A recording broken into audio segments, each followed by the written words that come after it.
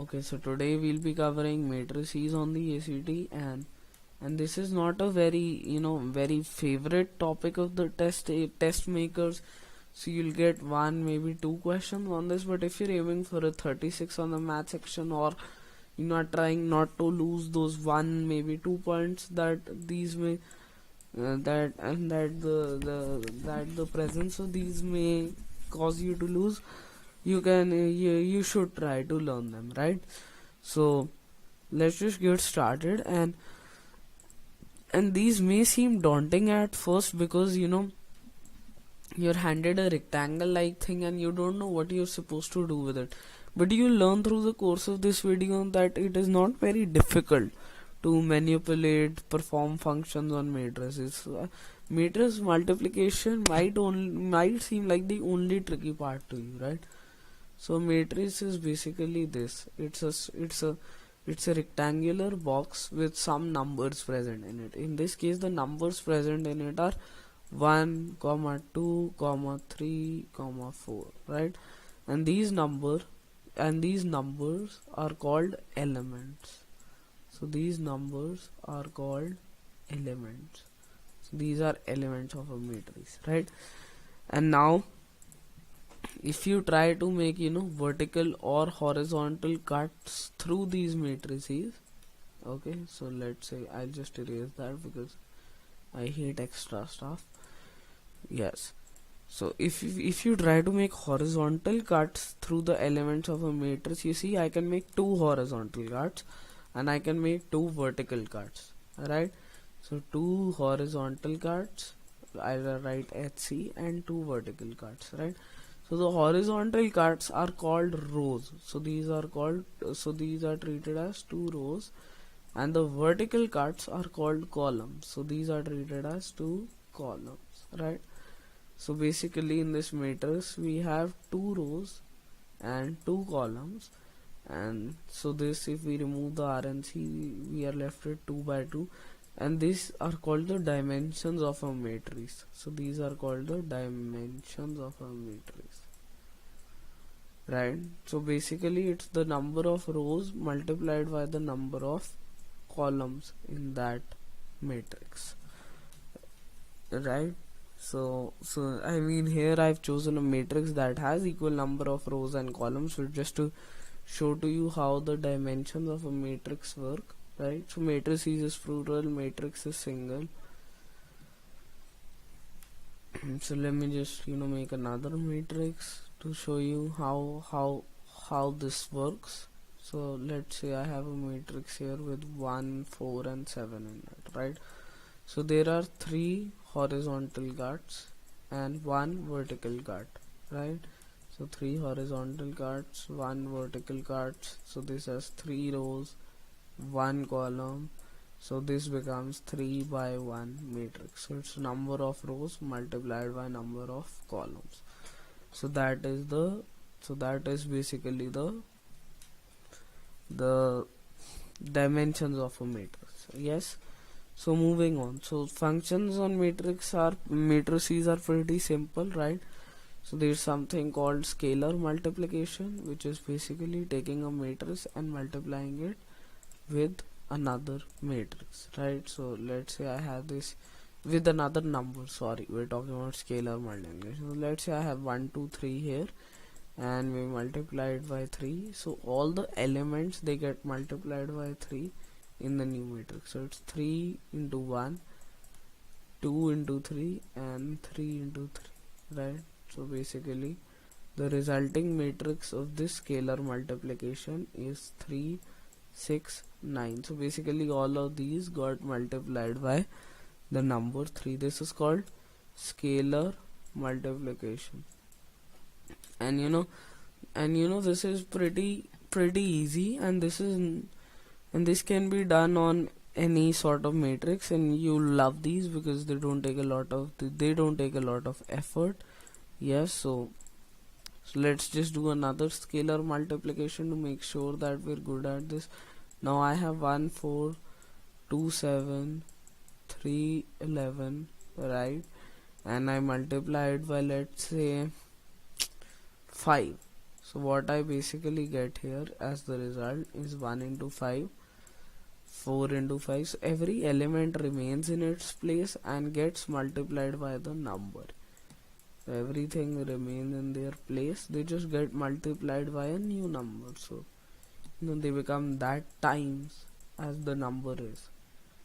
So here we get 5, 20, 10, 35, 15 and 54. So this is basically scalar multiplication on a matrix and just writing SM, right? So it's you take any matrix multiplied by a number, each element in a matrix remains in its position but gets multiplied by that particular number, right? Moving on, now we have subtraction slash addition. So I mean subtraction and addition, so both are performed in the same manner, so I think I can cover them together. So first of all, the most important criteria for subtraction or addition of matrices is that they must have equal dimensions. So the dimensions of these two must be equal. Yes. So I can add a 3 by 7 matrix to a 3 by 7 matrix. That works. So this is me writing down the dimensions. So this is not a matrix. This will give a result, and I can even subtract this here, but I cannot do it with a 4 by, let's say I take a 4 by 4 matrix and add or subtract it to a 3 by 7 matrix. That won't work.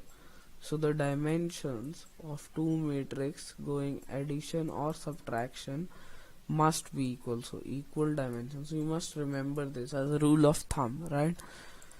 Now let's move on and try to do some addition and subtraction matrix examples. So let me first explain to you how addition or subtraction of matrices work.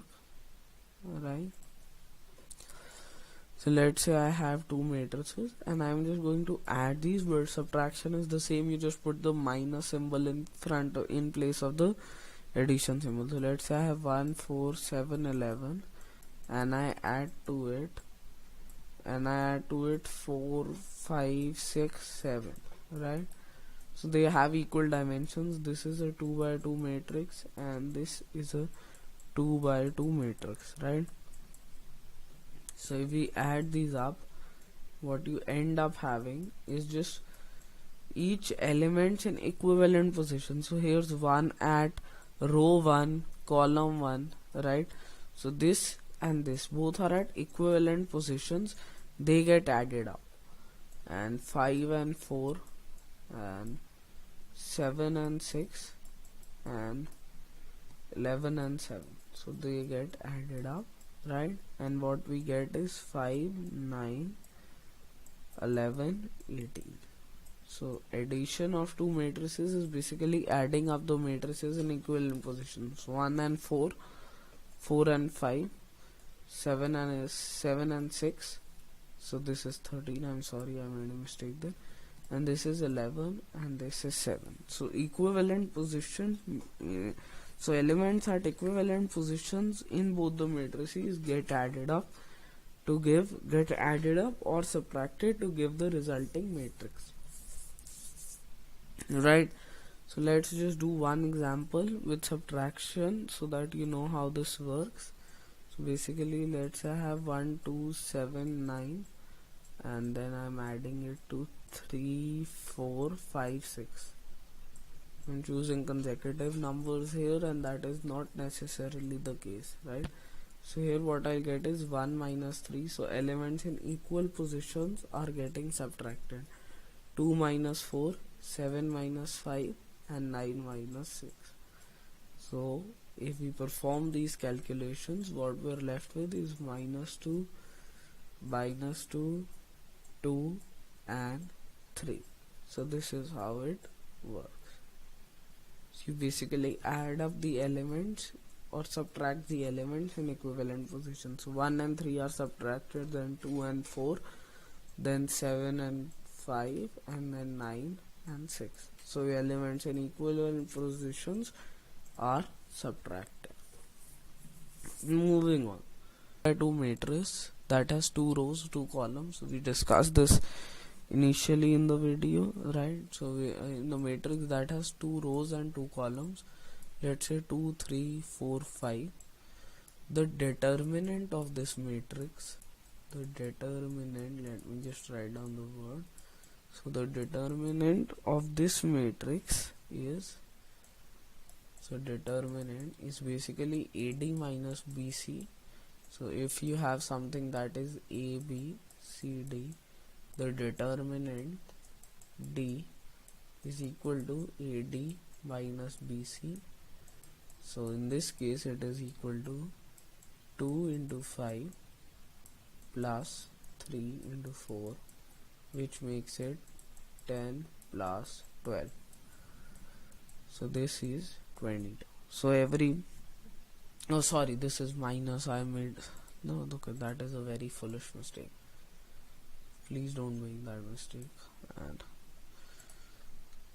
okay, so you have it here. So it's 10 minus 12 and minus 2 is the determinant of this matrix. So the determinants are not limited to 2 by 2 matrices, but the ACT only tests you up to a 2 by 2 matrix. So you really don't need to worry about the determinant of a matrix of dimensions other than 2 by 2 being tested, right? So this is basically how matrices work. If you'll realize by the end of this that you've realized by now that matrices are not that tough to manipulate. And so a little bit of practice, do one question each, and you'll get them right. So thank you for watching, and I'll see you in the next one.